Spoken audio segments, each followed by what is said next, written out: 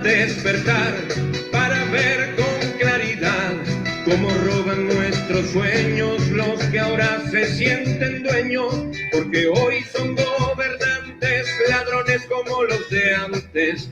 No te dejes pisar, pueblo, por estos nuevos farsantes. Se proclaman socialistas y de sangre comunista, pero son estafadores, son unos oportunistas que se adueñan de mi patria y de todas sus riquezas, mientras le mienten al pueblo y lo llenan de pobreza.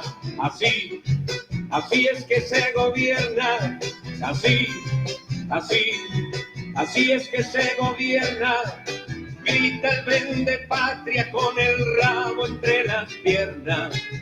Grita el vende patria con el rabo entre las piernas. Solo intentan convencerte que con ellos patria o muerte, pero su ambición es más fuerte que su amor por estas tierras. Viven hablando de guerras, de atentados, de invasiones, pero van de vacaciones al país que tanto odian y se gastan sus millones sin pensar en tu miseria. Andan en carros blindados que protegen sus riquezas, no les importa tu hambre, porque hay comida en sus mesas. Gritan muerte para el imperio, pero son imperialistas y tú eres un vendepatria. Si apareces en la lista, es la nueva democracia de mi patria linda y bella, donde no importa la gente, solo importan las estrellas. Así es que se gobierna, así es que se gobierna. Grita el vende patria con el rabo entre las piernas. Grita el vende patria con el rabo entre las piernas. Hoy nos tienen divididos para restarnos la fuerza. Olvidemos el conflicto, apretemos la reversa. Los que hoy están arriba solo intentan separarnos, pero no te dejes, pueblo, tenemos que levantarnos. Así es que se gobierna, así es que se gobierna. Grita el vende patria con el rabo entre las piernas. Grita el vende patria con el rabo entre las piernas. Bueno, muy buenas noches. Edoy Cortés les saluda. Muchas gracias a los que están conectados y esperemos que Facebook no nos censure este nuevo video que se está tratando de transmitir. El tema del día de hoy, ¿qué pasa con nuestros derechos fundamentales? Yo no tengo dudas de que las circunstancias excepcionales que han estado sucediendo signifiquen que tengan que haber algunos cambios en la manera en la que nos comportamos, pero de ahí a admitir lo que se ha pretendido hasta el día de hoy y que se hizo mucho más evidente hoy en horas de la mañana cuando el Poder Ejecutivo trató de utilizar a choferes de autobuses, ciudadanos civiles, para tratar de utilizarlos de una forma, de una especie de policía de control migratoria. Ya esto es ridículo, ya es peligroso y me parece que amerita pues que alcemos la voz. Como siempre, he de reconocer el trabajo de José Miguel Villalobos en este campo.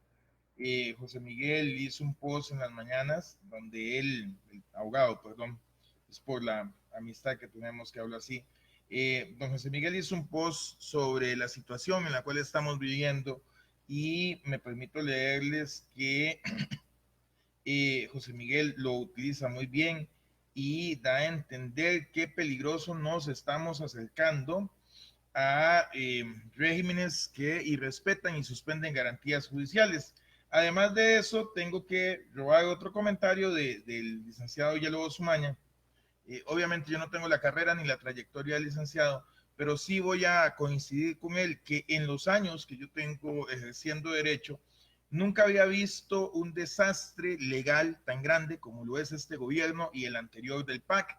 Tenemos 6 años donde el principio de seguridad jurídica es básicamente maleable y se acomoda según el monigote que esté en el poder.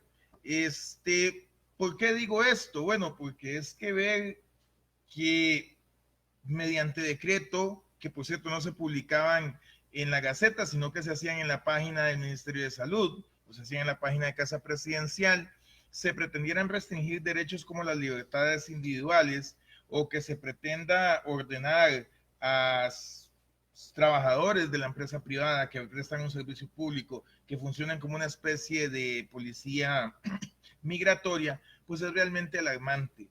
Yo entiendo, comprendo perfectamente las personas que siguen con miedo, comprendo las personas que me mandan para Nicaragua y que me ofrezca como sujeto de prueba y que ojalá me muera por el COVID-19 y todas esas cosas se les agradecen.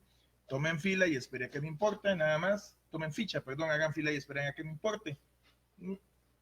El problema es que sí me preocupa mucho la situación del Estado de Derecho. Vean, yo sé que los derechos fundamentales no son irrestrictos y de hecho la Sala Constitucional ha dicho muchas veces pues que los derechos admiten restricción. Lo que pasa es que la restricción a los derechos viene por varios principios, principio de proporcionalidad, principio de interdicción de la arbitrariedad, por ejemplo. Vamos a ver si se me queda otra. Bueno, la debida motivación del acto que se está haciendo, porque obviamente en materia de restricción de derechos fundamentales, siempre, y esto es importante que lo sepan ustedes, siempre va a privar el principio de reserva de ley. Ahora bien, ¿qué es lo que pasa? Que recientemente tuve el agrado de escuchar una pequeña conferencia de la magíster Aura Bonilla. Ella es magíster por la Universidad para la Paz de aquí en Costa Rica en lo que tiene que ver con derechos humanos. Y ahora explicaba la importancia de los derechos humanos y una política que ha tenido siempre este servidor. Derechos humanos son todos los derechos humanos. O sea, usted no puede salir a las 12 de medianoche del día martes a celebrar el matrimonio civil entre personas del mismo sexo, pero a la misma vez despreciar el derecho a la libertad de expresión, el derecho a la objeción de conciencia, o despreciar el derecho a poder desarrollar su empresa económicamente, aunque no lo crean, esto es un derecho, y un derecho de las personas a poder ejercer su actividad económica sin la intromisión del Estado. Y esos derechos, de alguna extraña manera, nosotros los estamos agarrando y los estamos tirando hacia otro lado. Entonces, ¿qué es lo que me preocupa? Vean, el Tribunal Constitucional Español, que no es mucho de mi agrado, definitivamente yo soy mucho más lector de la Corte Constitucional Colombiana, me parece mucho más completa, o incluso la surafricana, pero el Tribunal Constitucional Español decía desde 1981, tanto la doctrina como la jurisprudencia del Tribunal Constitucional han señalado que ningún derecho, ni aun los de naturaleza o carácter constitucional, pueden considerarse como ilimitados. Estoy totalmente de acuerdo. O sea, ningún derecho es ilimitado. Pero la contraparte, la ponderación que tienen que hacer los juristas para entender si se está limitando de forma correcta los derechos, es en donde estábamos fallando en Costa Rica. José Miguel Villalobos ha hecho exposición y yo lo hice en su momento cuando las municipalidades, con permiso, tomaron la decisión extraña de declarar ley seca. Yo le decía, bueno, es que habrá que esperar a las demandas contenciosas administrativas para resarcir los daños. Eso antes de que se cerraran eso porque las personas, algunas municipalidades consideraron que los consejos tienen esta potestad. ¿Qué sucede entonces con lo que pasa actualmente? Bueno, nuevamente hablando del Tribunal Constitucional Español, totalmente de acuerdo con el Tribunal Constitucional Español, pero ojo, mucho ojo, porque el artículo 16 de la Ley de la General de la Administración Pública dice que todas las acciones de nuestro Estado, de nuestro gobierno, tienen que ser acordes a la lógica, a la ciencia y a la experiencia. Entonces, contéstenme ustedes cómo se adapta a la lógica y a la ciencia y a la experiencia pretender que choferes de autobús hagan la labor de la policía migratoria. Cómo es acorde a la lógica y a la experiencia que se dé permiso para abrir ciertos locales sábados y domingos, pero las personas tengan que abordar un autobús o pagar un taxi porque no pueden ir en su vehículo privado debido a que el Ministerio de Salud se los restringe. ¿Cómo es que es acorde a la ciencia y a la lógica y a la experiencia abrir playas de 5 de la mañana a 8 de la mañana en pueblos como el distrito de Jacó o el cantón de Garavito, en donde se depende casi en un 90% de la actividad que se desarrolla en las playas para sostener a la población? No hay lógica, no hay experiencia que lo explique. Y habría que ver con el principio de la interdicción de la arbitrariedad. Y aquí es donde viene algo interesante. Recuerden que la interdicción de la arbitrariedad lo que establece es que mi motivación del acto administrativo, que eso es lo que son decretos, los decretos son actos administrativos y por tanto son revisables ante el Tribunal Contencioso Administrativo, mi motivación tiene que tener bases. En este caso, y lo he dicho muchas veces, tienen que ser bases científicas, pero ¿cómo cuesta cuando al mejor estilo de Homero Simpson en enero nos dicen que no hay que preocuparnos, solamente Batman va a tener problemas con el coronavirus porque afecta a los murciélagos? En febrero nos dicen, no, miren, tranquilos, si hay infectación a los seres humanos, pero con que tomen acetaminofén y duerman 8 horas, todo va a estar bien. En marzo nos dicen, no, miren, ya dejen de tomar acetaminofén, hay que restringirnos un poco las salidas, tomen ahora ibuprofeno. En abril nos dicen, no, miren, ya no van a tomar eso, ahora nos van a regalar unos medicamentos, Novartis, y nosotros vamos a tomar esos medicamentos porque con eso nos vamos a curar, vamos a hacer un hospital especial para atender a la gente. Y en mayo nos dicen, no, miren, todo lo anterior ya no funciona, ahora utilicen tapabocas, aunque hace un mes les dije que eso no funcionaba. Y como dice el video que les estoy relatando, en junio nos dirán que están casi seguros que el virus proviene de los extraterrestres y por tanto tenemos que protegernos de ellos también. Entonces, entiendan que es muy difícil poder presentar una demanda porque la solución perfecta la tiene el mismo doctor Salas. Es un virus que se desconoce. Todos los virus cuando inician se desconocen. Es un virus que se comporta de forma errática. Todos los virus se comportan de forma errática. Yo no sé si es que tenemos restricción sábados y domingos porque el virus solo trabaja de lunes a viernes. Yo desconozco si es empleado público, pero es una de las preguntas que uno se hace. Entonces, a la hora de contrastar la restricción de las libertades fundamentales versus el principio de interdicción de la arbitrariedad, vamos a tener problemas. Y es que, si bien la Ley General de Salud le permite tanto poder al ministro de Salud, lo cierto es que la Ley General de Salud establece que es obligación del ministro dar información. ¿Recuerdan ustedes cuando el ministro se enojó porque Repretel le quitó la primicia de hablar sobre una persona fallecida? Varios contactos que tengo que son médicos empezaron a decir que es nada más de leer ese artículo y ya. No, miren, si la ley fuese tan fácil no se necesitaría a los abogados. Podrían ustedes, los médicos, hacer interpretación también de la ley, pero calabaza, calabaza, cada uno para su casa. Entonces, muchachos, cuando ustedes leen la Ley General de Salud, ustedes van a ver que el ministro tiene que brindar información clara, eficiente y eficaz. ¿Por qué? Porque la Ley General de Salud positiviza las restricciones a ciertos derechos, perdón, a ciertas libertades fundamentales. Y para hacer esto tiene que pasar el control constitucional. Cuando usted nada más sale y dice, tengan cuidado con la ola, tengan cuidado con la ola, la pandemia es peligrosa, tengan cuidado con la ola, y te tiras 45 minutos, una hora, hora y media, exactamente en esto, la justificación de tu acto administrativo no está quedando clara. De hecho, si ustedes leen los decretos que se han promulgado, los decretos lo que hacen es nada más citar cualquier cantidad de artículos de la Ley General de Salud y se acabó. Con respecto a la Ley General de Salud, les voy a contar algo. Vean, la licenciada Aura Bonilla me hizo, yo era de los creyentes de no hablar en generaciones en los derechos humanos. La verdad, nunca me ha parecido y mi defensa siempre fue, con permiso, que hablar de esa forma significaba darle más importancia a unos que a otros.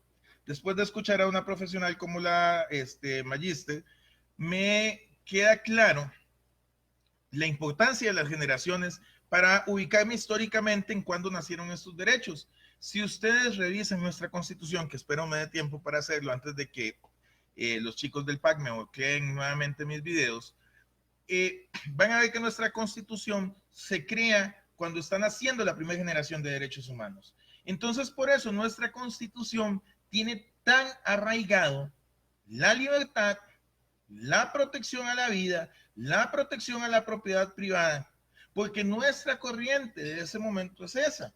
Ahora, ¿qué tiene que ver esto con la Ley General de Salud? La Ley General de Salud se aprueba más o menos en los años 70, 73, si no me equivoco.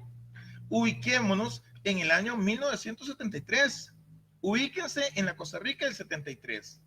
Ubíquense en una Costa Rica con caminos de para carretas que eran tiradas por bueyes. Ubíquense en una Costa Rica en donde todavía morían los niños de diarrea, todavía morían los niños por enfermedades por lombrices, donde todavía la esperanza de vida no era muy alta, donde incluso algo tan común hoy en día como un parto era capaz de matar a una persona. Esa es la ley de 1973. La ley que tenemos ahora, aplicándola en el año 2020, sigue manteniendo esos poderes. Sí, está bien, pero ubiquémosla en el contexto actual. Ubiquémosla en el contexto actual. Yo no sé si ustedes lo saben, pero la Ley General de Salud dice que el ministro Salas mantendrá todos estos superpoderes que me parece le gusta ostentar hasta 30 días después del último caso de pandemia. Pues si no lo sabían, los invito a que lo revisen. Entonces, ¿cuánto hay que esperar para que las cosas mejoren? No me preocupa tanto lo de la Ley General de Salud, sino las restricciones que vengo viendo una y otra vez. Y es que vean, nuestra Constitución, por la formación, como les conté, que se le dio, en el artículo 121 le confiere a la Asamblea Legislativa, no al Poder Ejecutivo, a la Asamblea Legislativa, suspender por votación no menor de 2/3 de la totalidad de sus miembros, en caso de evidente necesidad pública, los derechos y garantías individuales consignados en los artículos 22, 23, 24, 26, 28, 29, 30 y 37 de la Constitución. ¿Qué ha hecho el Estado? ¿Qué ha hecho Carlos Alvarado? ¿Qué han hecho sus chicos estrella? ¿Y qué han aprobado la mayoría de las personas que le votan? Bueno, ha hecho interpretación extensiva de la ley de emergencias, ha hecho interpretación extensiva de la Ley General de Salud, y mediante esa interpretación y con una oposición legislativa mediocre, ha logrado aplicar el artículo 7, el artículo 121.7 constitucional desde el Poder Ejecutivo. Y entonces yo me pregunto, ¿dónde está la división de poderes? Y sigo insistiendo, salvo el licenciado Arana Kruger, salvo el licenciado José Miguel Villalobos y este servidor, por lo menos los que he leído más, ¿dónde están los demás abogados? ¿Dónde están los constitucionalistas de este país exigiendo que las cosas se hagan como tienen que ser? Vean, la situación de muchas personas es alarmante. La Constitución dice en su artículo 21 que la vida humana es inviolable. Y definitivamente la vida humana está en juego ahorita, pero no está en juego solamente por asuntos de salud, está en juego también por asuntos tan importantes como es el de proveerse tu propio sustento. Y es que eso me lleva a las renuncias del día de ayer y a hacer la siguiente observación. Si hay un ministro al que le seguí el rastro, lo leí y salvo algunas ideas que tuvo, como la de rastrear a las personas por medios tecnológicos, que para mí es abiertamente inconstitucional, el ministro de Ciencia y Tecnología fue un muy buen ministro. ¿Y cómo le pagan al ministro defender los derechos de las juventudes a que no se toquen los fondos que deben de invertirse en mejoramiento de ciencias y tecnologías?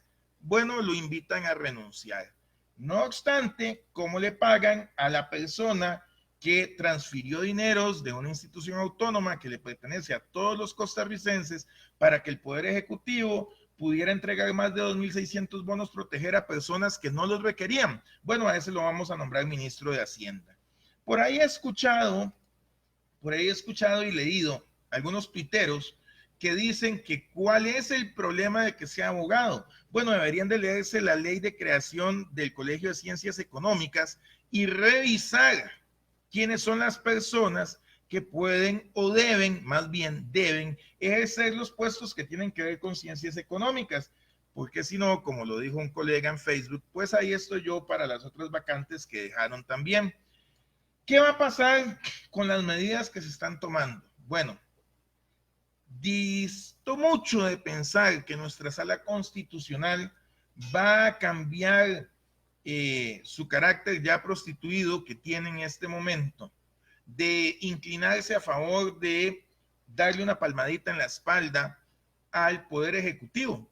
Tenemos una sala constitucional a la cual se acude para decirle, mire, es que estos son destinos específicos, y la sala constitucional dice, no, mire, eso no existe, vaya a la parte administrativa que corresponde.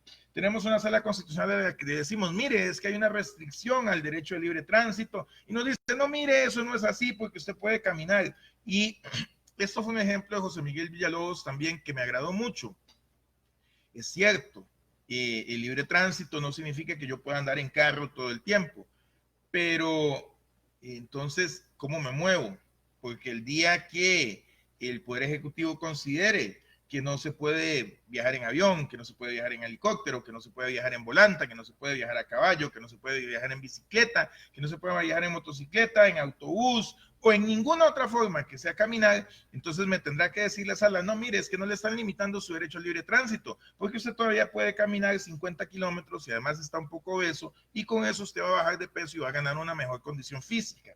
Me explico por qué en derechos fundamentales ustedes no pueden tener una visión tan miope sobre cómo se legisla sobre esos derechos.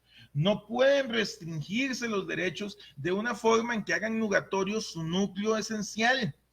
Y por ahí sale siempre una persona que me dice, es que solo saben hablar de derechos y no de deberes. No, mire, padre, los deberes también son importantes, pero es que los derechos no existen, y eso es algo muy interesante, porque el Estado me los dé.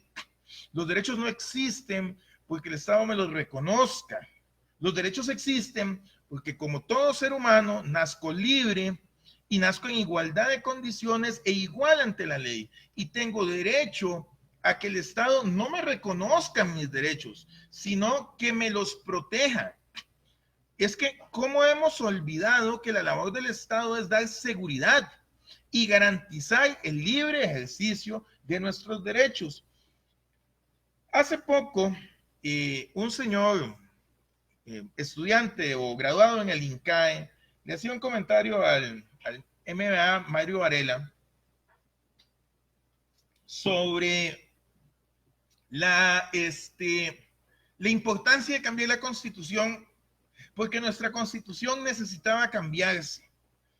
Yo le comenté que cuánta ignorancia había en tan pocas palabras, y por supuesto el señor empezó toda su diatriba de que falta de respeto, y lo mismo que hacen siempre. Miren, la Constitución política es la que fija los límites y las relaciones de los poderes del Estado. Es la forma en que como país decidimos nosotros seguir adelante. Ahora bien, ¿quiénes deciden esto? Son una asamblea de constituyentes y dictan la ruta que vamos a tener. En Costa Rica, si bien la Constitución dice que es de 1948, entrando a regir en 1949, lo cierto es que nos regimos casi que por la Constitución de 1871. Y nuestra Constitución, aparte de ser una de las más antiguas del planeta, el continente por lo menos, es una Constitución que lo que ocupa son ciertos retoques para estar acorde a los tiempos modernos, porque es demasiado completa debido al momento histórico en el cual se creó. Venir a pedir un cambio de Constitución ahora, muchachos, es abrirle las puertas a alguien, yo no sé si lo recuerdan, que siempre hacía así, les explico, y sacaba un librito y decía, esta es la Constitución del Estado Bolivariano. Y la empezaba a leer. Léanse la Constitución del Estado Bolivariano de Venezuela. Yo deseara vivir en ese país, en el de la Constitución, no en el Venezuela, sino en el de la Constitución. Usted en el papel puede escribir lo que quiera y va a aguantar lo que quiera. Pensar en un cambio de constitución en donde tenemos en este momento un poder judicial totalmente arrinconado por el poder ejecutivo es un suicidio. Pensar en seguir entregando nuestras libertades constitucionales a cambio de una falsa seguridad es un sinsentido jurídico que no podemos permitirnos, muchachos, no podemos permitirnos estas cosas. Hace poco, y pasó, y nadie dijo nada, es que yo no los entiendo. Pilar Garrido, quien dentro de poco será la jefa de los magistrados, dentro de poco será la jefa del personal de la Corte Suprema de Justicia, cuando aprueben la ley de empleo público, dijo, o se portan bien o les damos más impuestos. Y ustedes no hicieron nada, no dijeron nada. Les pareció lo más normal del mundo que una ministra de un ministerio el cual no tiene mayor injerencia en la vida de los costarricenses salga a decir bajo amenaza que o nos hacen caso porque solo el Estado sabe qué es lo que tiene que hacer, cuándo lo tiene que hacer y cómo lo tiene que hacer, o los castigamos con impuestos. Ojo, ya los impuestos pierden totalmente su sentido bajo las declaraciones de Pilar Garrido, de ser robos a mano desarmada, porque es lo que son, para disque ayudar a personas en estado de necesidad, y pasan a ser un método de castigo, pasan a transformarse en una pena que tiene que soportar el pueblo, porque los que están en el poder consideran que los demás no nos estamos comportando como ellos quieren. ¿Y ustedes qué hicieron? Nada, absolutamente nada. Seguimos escuchando en las ruedas de prensa los irrespetos a la Constitución, los irrespetos a las leyes previas a esta situación, y no hacemos nada. ¿Qué recomiendo entonces? Bueno, sobrevivir. Una persona que he querido mucho me dijo un día que es que me pongo demasiado intenso con el asunto del COVID-19 y me pongo demasiado apocalíptico y me pongo demasiado calamitoso, pero es que poco a poco se van viendo las cosas. Poco a poco lo que uno ha venido diciendo va apareciendo, y creo que el licenciado Pablo Barahona Kruger tiene la dicha de poder decir lo mismo que digo yo, o yo la que lo dijo él. A pesar de los insultos, a pesar de los bloqueos, a pesar de las denuncias en Facebook, a pesar de las burlas, las cosas han venido saliendo. Y qué desgracia, porque no quiero tener razón, pero las cosas vienen saliendo. Nosotros no podemos caer en una crisis constitucional como la que estamos cayendo. Y si bien el mismo maestro Varela me hablaba un día y me decía, Edward, pero es que la Constitución tiene que adecuarse a la situación actual. No, mi estimado amigo, y también para ustedes, la Constitución está sobre cualquier cosa. Y es la economía y es el poder político el que se tiene que adecuar a la Constitución. Lo decía la licenciada Aura Bonilla, puede ser que uno como constitucionalista, o yo que me considero, más no me reconozcan así, no es mi problema. Ahora recordemos que tengo el derecho a autopercibirme y entonces me voy a autopercibir así. Yo creo firmemente en que nuestro camino es el de respetar la Constitución, no el de irrespetarla, el de hacerlo en los tiempos más difíciles. Vean, muchachos, esto es como cuando ustedes se casan y dicen en la riqueza y en la pobreza, en la enfermedad y en la salud. En la riqueza y en la salud, cualquier cosa es fácil. En la pobreza y en la enfermedad es donde el asunto se complica.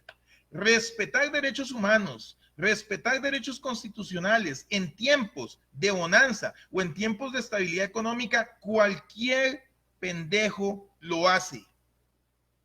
Cualquier pendejo lo hace. Pero respetar los derechos consagrados en nuestra Carta Magna en tiempos de crisis requiere valor, requiere hidalguía, requiere saber que se están respetando la Constitución. Y tenemos ejemplos. Les recomiendo que busquen la jurisprudencia de la crisis del Tribunal Constitucional portugués, Y si bien hay muchos votos de ese tribunal con el cual no estoy de acuerdo, el Tribunal Constitucional portugués, ante las medidas de autoridad dictadas por la Troika, se dio en defensa de ¿quién? De ellos, no, de la Constitución y por ende de los ciudadanos. Recuerden, estimados habitantes de este país a los que espero llegar, que el gobierno de la República es popular, representativo, participativo, alternativo especialmente, y responsable. Lo ejercen el pueblo y tres poderes distintos independientes entre sí, el legislativo, ejecutivo y el judicial. Artículo 9 de nuestra Constitución. Al día de hoy, el Poder Ejecutivo ni le interesa la representación, porque sí pudo recibir, y me parece muy bien que recibiera a una señora y a sus hijas y a su esposa, según la ley, pero no puede recibir pescadores, no puede recibir campesinos, no puede recibir transportistas, no puede recibir sindicalistas.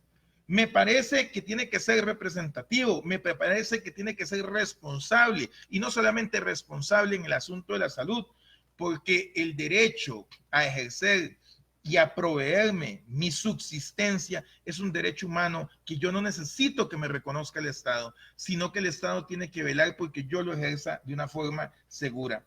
Por favor, no olvidemos, costarricenses, que Costa Rica es una república democrática, libre, independiente, multiétnica y pluricultural.